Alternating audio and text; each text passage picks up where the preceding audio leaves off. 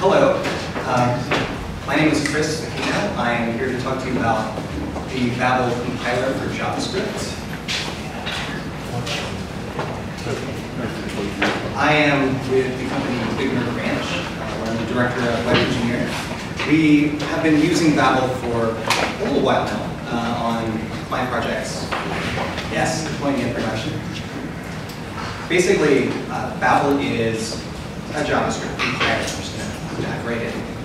Basically, what this means is that you write your code with ES6 and ES7 features, and you say, hey Babel, would you take a look at this file for me and maybe spit out some ES5 code? It happily does so, and then you can deploy that file to your public distribution version of your Node module or for the browser, that sort of thing. Babel is not the first to the ES6 compilation game. It is behind compilers like Tracer, which is Google's compiler. But because of its architecture and its openness, it has surpassed Google's Tracer to be the highest in percentage of ES6 features supported. Tracer is sort of lagging over at 59%. Babel, very cool, and it's got a lot of support from many, many large companies who you buy things from. Here's a short list of some of the features. I'm actually not really covering ES6 tonight. This is more about just how to use a tool that will let you use ES6. And in fact, on the Babel site, there's an amazing tutorial on the different features and some code samples. There are also ES7 features that are supported. So ES7, aka ES 2016, not really a thing officially yet. A lot of this stuff is still, the standards bodies who make these things happen are still considering different working process proposals.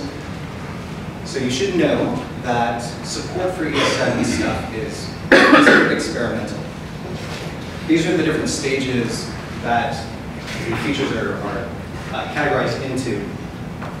Now, for stage 2 and beyond, those are supported by default, straight out of the box with Babel. You just run the command, it will transpile or compile your code into ES5, and it will not, it won't skip a beat if you use any of these. If you use some of these much more experimental features, you're going to need to give an extra command line switch to say, hey, I don't actually want my code to work right. I would like the bleeding edge features. Be warned. How do you use Babel now? Well, I'm glad you asked. Babel is a Node project. I mean, it's actually built in ES6, and it compiles itself, whatever, very inception. This is what you actually need to know, is you're going to download it via your favorite tool, which is NPM. You're going to install it globally. When you install it globally, it gives you the Babel command available anywhere in your system, and you can use it to compile some JavaScript, like a zip. It's much more useful if you give it a file name and you say, I want you to output the ES5 to this file here, denoted by the -O. Since you are transpiling or compiling, who isn't familiar with the term transpile? I'm sort of using it interchangeably. Well, I'm glad I asked. Okay, so you can think of it as a translator. That is how most people think of it. Other people, hardcore computer science nerds, call it a compiler, just like you would compile, say, some Objective-C or some Swift down to code that runs natively on like an iPhone. Well, we're not outputting to, say, like assembly or some sort of machine code for Android or iOS. We just need code that runs in the browser that is compatible with older versions. Not everybody in the world is running Chrome Canary and can access all of those fancy new ES6 and ES7 features. So you'll use a tool like Babel to translate the features of ES6, ES7 into ES5, and it is lovingly known as transpiling. It's, make sense? Yeah. Since you are essentially translating the syntax of your original files to slightly different syntax in your outputted files, you might need to turn on source maps. And basically, this outputs an extra file that you can use for debugging. Lots of different JavaScript engines have support built in for source maps. And when your code maybe hits an error, or you have some sort of debugger or breakpoint or something like that, it knows to show you the right spot in the original code. You can also compile entire directories of JavaScript files and output to some, maybe like a distribution folder that you're then going to deploy to production. That's not really how most people are going to use it. Using the Babel command manually is pretty good for, just sort of test driving Babel. You're not going to use it with your teams. You're going to use the tooling that you're probably already using. For example, if you like Gulp, there's a plugin for Gulp, and free project, you're going to install the Gulp Babel plugin. And what this does is it lets you do the transpilation process as part of your normal build step. It's just another piece in your Gulp pipeline. Maybe you don't like Gulp, everybody does. Maybe you like Grunt. Well, you've got that also. There's a plugin for Grunt that you use like this. You just add in, again, it's very much like the Gulp example. You're going to load in the plugin. You're going to add it into your configuration. It's just another step that you do. So again, what this does is it lets you use your normal tool, like Gulp or Grunt, to build your stuff. Minify, concatenate, uglify, whatever it is you need to do. But maybe, if your original files use ES6 and ES7 features, you need Babel to be part of that build workflow. If you don't like either Gulp or Grunt, you can use pretty much any system. These are the other ones listed on the Babel website as, hey, we support this. And it's really great to give you instructions for how do I install the plugin, how do I make this work with this particular system or that particular system. All right, switching gears slightly. One of the big draws of using a build system in general is, hey, I've got a whole bunch of code that I need to organize and I need to wrangle together. So if you come from some other programming discipline, you think, oh, I know, I'll break it up into modules. And then you got to JavaScript and you realize, oh no, JavaScript doesn't actually have modules. So there's a lot of hackery around getting something like modules working in ES5. The people who made ES6 realized that this was a problem. And they said, we should introduce some sort of module syntax. By default, the module system that you're going to get with Babel, if you don't specify any other one, it's going to be the common JS module format. You'll also recognize that as the node module format. It will also output these other ones. And yep, you guessed it, there's a command line switch for those. Or sorry, let me back up. There's a slide missing between this one and the next one. But I will tell you that it's much easier not to specify this. The command line, you're going to want to just add the configuration switch to your build tool. Just pretend that I showed you a sample for those. All right. Now, let's go back to what I said about, hey, by default, it outputs the common JS/node format. Well, that's great. How do I use this in a browser? I've got lots of code. I've organized it nicely. I want to use modules. How do I do this with a browser? Don't do what I do. Don't just compile your stuff and expect it to work. There's a little extra thing that you have to do. You need to use some sort of module bundling. Now, one example of a module bundler is Browserify. Browserify can be installed globally, but in order for it to understand how to work with Babel, you need to install this Babelify plugin. You're going to do that specifically for your project. Then when you use Browserify to compile a file, or several files, you tell it, hey, I need you to include this transformation step. I need you to know to use the Babelify plugin in case you see any ES6 or ES7. And Browserify happily does so, will output some specific bundled file. And when I say bundle, I really just mean that it will take all the different files that it would output and just sticks them into one file. Yes? Linter? Is there a linter?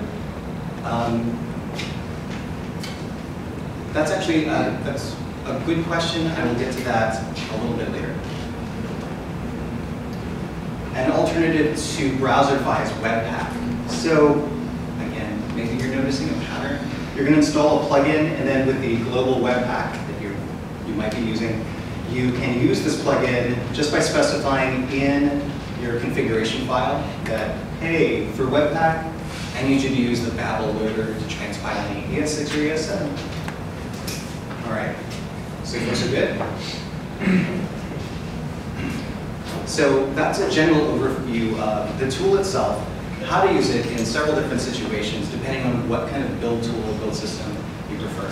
And also if you're deploying to either node or the browser. Under the hood, here's how a compiler works. Okay, so this is a grand simplification. I'm sure most of you actually know how compilers work. I kind of, maybe, not really. Okay, so what happens is, this is the pipeline, this is compilation in terms of what Babel does. It's going to take some ES6 or 7 code, which is that's your source code, your source files. That text is going to go into something called a lexer, or rather the lexer is going to read it and divide it up into chunks. Like if you had the expression A plus B times 3, A is one of the tokens, so is plus, that's the second token, the third one, B times 3. So you get it, it basically chops it up into little discrete units of meaning. The meaning can be attached to your other. Let's go with that. So those tokens then go into a parser which says, I understand the relationship between these individual tokens. I'm going to arrange this into, let's call it an abstract syntax tree. Okay? So now you've got each of the tokens ascribed a certain amount of meaning arranged into an AST. I'm just going to stick with that for the moment. That AST is a description of your program. That description can then be translated or transformed into just about anything. As far as Babel is concerned, it translates that into ES5. So for every node in the abstract syntax tree constructed from tokens that the lexer got from the original text, it says, I get what each of these mean, I get what the relationship is. I've got a set of instructions for transforming that to ES5. So if you've got like generators or for of or the ES6 class syntax, it says, I know what that means, and I've got a way to translate that into ES5, so that's the step that happens here. So the transformer isn't one thing, it's actually like a whole series of things. For every ES6 feature and ES7 feature, there's an individual transformer that says, oh, the class syntax. I know what that means. I'm going to do like a constructor, the prototype, and all that other stuff in ES5. And so at the end of all of this, you just get more text. But now, this text happens to be the ES5 equivalent of the original ES6 source code. Yeah? Okay, so for those of you who actually know how compilers work, how close was that to accurate? Good enough? Yeah. Thanks, Matthew. I appreciate it. All right, so if you want to visualize an AST, this is A plus B times 3. And we're going to look at this for just a moment because this is, again, this is just a super simplification. But this is how you might picture it in your mind, that it is essentially like a tree of each of the tokens that the lexer pulled out of your original source code. And the transformer can then say, for each of these nuggets of meaning, I can output a thing. The particular format that Babel uses, or rather it represents that AST, and is the ES tree format. It was created by David Herman. He's written some books, He's like internet famous or nerd famous. I think that he still works for Mozilla. But yeah, he created this, and it's really fantastic. Here is, it's fantastic because it is apparently very, very flexible. Here's some ES6 code, and I'm actually using Babel to translate it into an AST. All right, so I'm just going to squish some of this up. So you can see that what Babel is doing is it's taking all of this stuff and it's creating a representation of it and saying, I get what this is. This highlighted part on the left corresponds to this thing here, this variable declaration. And that variable declaration has some other stuff that I need to know about. Here's the identifier. You can see I'm mousing over the word identifier. It's highlighting the actual identifier over here on the left. And again, it's for everything that you see over here on the left, we've just got this description of what it is that means. And so this is a sort of a textual version of the AST. If you wanted to see the same AST, here it is in JSON format. I will not read all of this to you. Feel free to enjoy this site another time. I will post a link to this in the GitHub repo. But another way to explore an AST is to use the parser that powers Babel. So I decided to try to figure out what Babel was doing, downloaded the GitHub project, built it. Actually, it wasn't that complicated. And then I dropped into Node to see what it does, right? And so I'm importing the Babylon package, and I'm going to ask Babylon to parse this string. Remember, this is just text, just like your source code, the source code you write. It's just text. You're just typing on your keyboard. And so I'm going to say, hey, Babylon, would you parse that for me, please? Let's go with, let's go with AST. All right. So now I've asked it to parse it. You can take a look at that AST. And here is a very, very similar representation, or style representation, as what we saw in the browser. Under the hood, this chunk of program, this chunk of code, which you cannot see the highlight, all right, can be represented, as a JSON object, again, with all the extra little details about each of the tokens. So here's actually an array of tokens just contained in that one statement. And for each of these, there is a little bit more information that could be unpacked, but you can see that each of the tokens and their textual representations. All right. Still with me?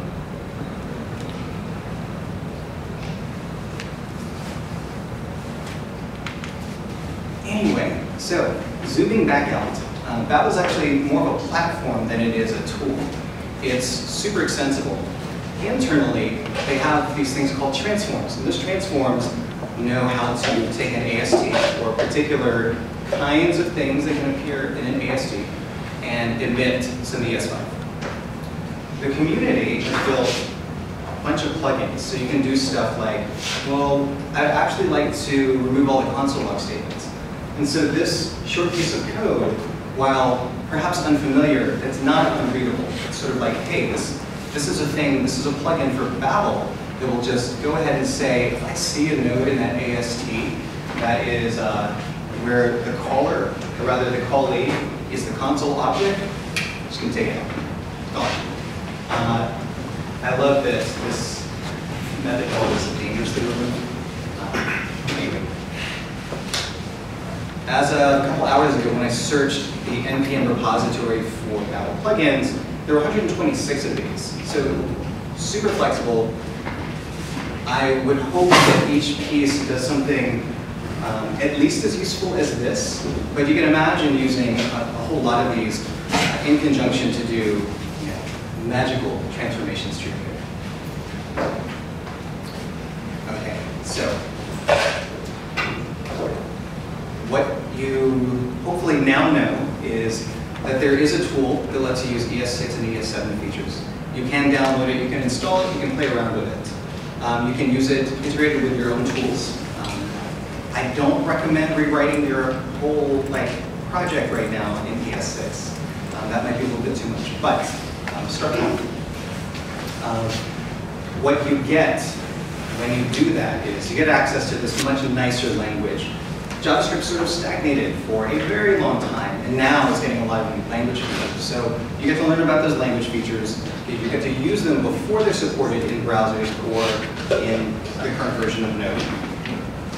And additionally, the Babel team will feed back any sort of bug reports that you may find back to the TC39 group, or just feedback about language design. I don't have super strong opinions about that sort of thing, but if you do, you can tell people, and so the things that you discovered of turning on the experimental mode, you can be like, that feature's terrible, you should rewrite the syntax for it. And they will listen. And it's actually even easier to get started if you do not want to install all of that stuff. If you go to the Babel.js website, babeljs.io, there is, you can't see this, but I'm clicking on a thing that says try it out in the main menu. And it's basically, you put code in here, and it will output the ES5. So ES6 here, ES5 there, and it's got a really excellent tutorial. I'm clicking on another invisible link that you can't see. It's called Learn ES 2015, which by the way is the official name for ES6. I just call it ES6. And you can go through and you can grab each of these code snippets, put it in the try it out add-on, and just see what it converts to. It will convert to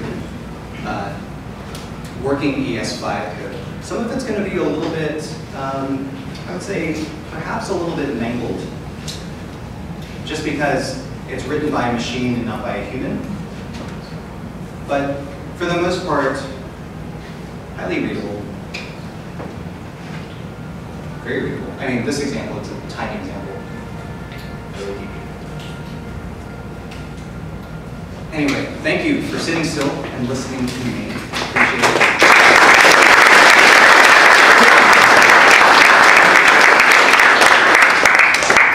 Yes, questions. You, sir. Does Babel support the TypeScript extension? Why don't I know this? I don't know. I think it might. I think out of no, it doesn't. It does not. Next question for yes. Kind of be good. I'm a CoffeeScript guy. And so one of the things that I like about CoffeeScript is that the JavaScript that it outputs is actually pretty readable. And I'm worried that in 10 years, the different tools and things that we use to write JavaScript are going to be gone. The JavaScript itself is still going to be around. What do you think of Babel in terms of especially things like ES7, async functions, some of this really advanced stuff? Are there any of those that the output of it is just kind of questionable to the point you're like, I would never want to debug this? What could you look at from the output of JavaScript and be like, assuming the source maps are gone, and you're actually just looking at the JavaScript that comes out, what are the features that you can say are sort of okay to use versus those that are you never want to mess with this without that one at hand? So what I just heard you say is that the zombie apocalypse has happened. What do we do next? I think that some of the more advanced features like the async functions, well, actually, I don't know if proxies can be supported. I heard a podcast with a guy who created Babel. Some things are just a mess. They're the more exciting features.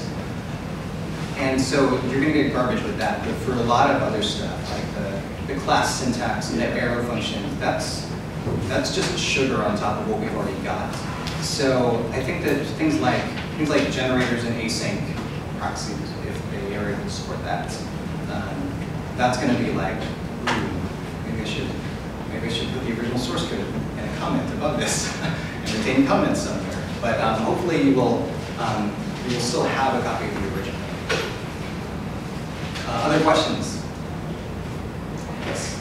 So given the nature of the origins of Babel and 6 to 5 and kind of this designed to allow you to write in ES6 while browsers support ES5. Once all the browsers do support ES6 in 2017, is it going to go away? I mean, I know that values of the plugins seem like they're valid, but it's almost like the nature of the project seems like it will, you know, it shouldn't be needed once we're all there in the runtimes. That is a great question. And I think that the answer is no, Babel is here to stay because as long as the platform, say what?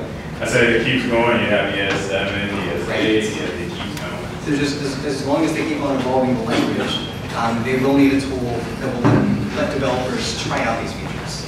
Plus, I mean, there's always going to be somebody out there running some old IE8. Doesn't mean you need to support them. Well, just because ES6 arrives in the major browsers doesn't mean that ES5 stuff disappears. Yeah. It's still there.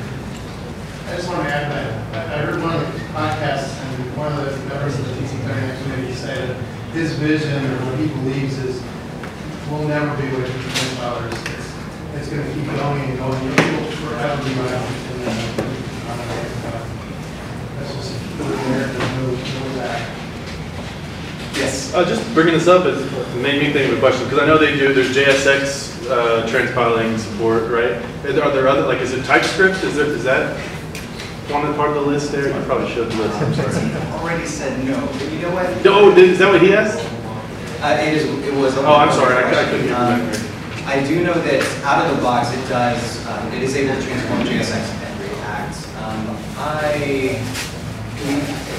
I don't know if maybe there's some sort of a plugin that would support TypeScript.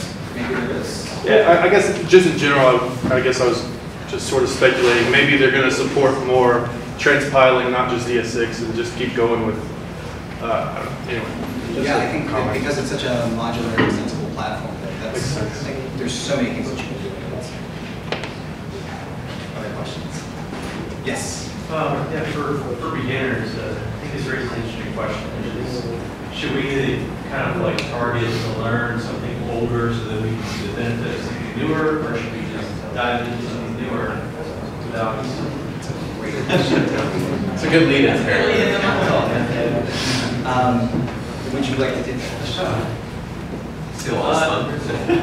Yeah, I think it's always good to see, you know, the native JavaScript without going to the next version. I mean, obviously, jump to ES6 as soon as you can. It's the future.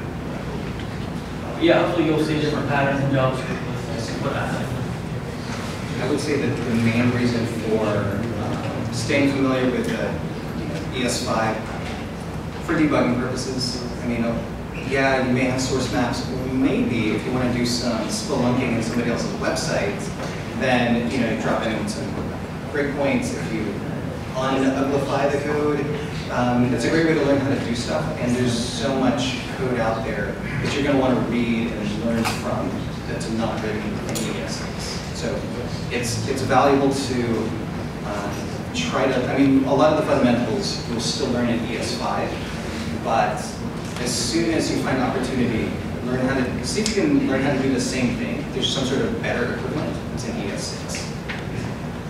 Yeah. So practically speaking, you said you're deploying this stuff to production. Yeah. Do you, when you have bugs and stuff, do you debug with the source maps? Does it work out really nicely? So what's really, really great about working with the amazing engineers in my department is that they're really smart about writing tests and having the continuous integration system run all these tests before it actually goes to production. But so far, so good. Debugging, we do not deploy the source maps to production because, well, what we're building is intellectual property for our clients, so we don't just like, there it is. Yeah, we try to get as much debugging out before we ship. Well, then I guess, in development still, you have, you're running it on your local browser or whatever. Do the source maps, does it take you right back where you want to be? Yes.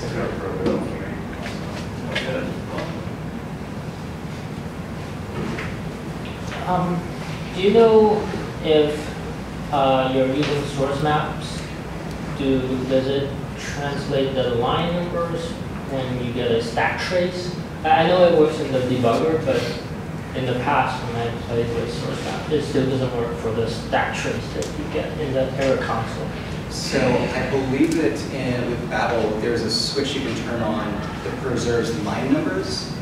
So it tries to take, as best as it can, try to take the original code and the outputted code just sort of gets stuck as much as will fit on one line to correspond to the original. There was the caveat, of course, does not preserve column numbers. All right, last question. Anyone? Yeah. All right, thanks everybody.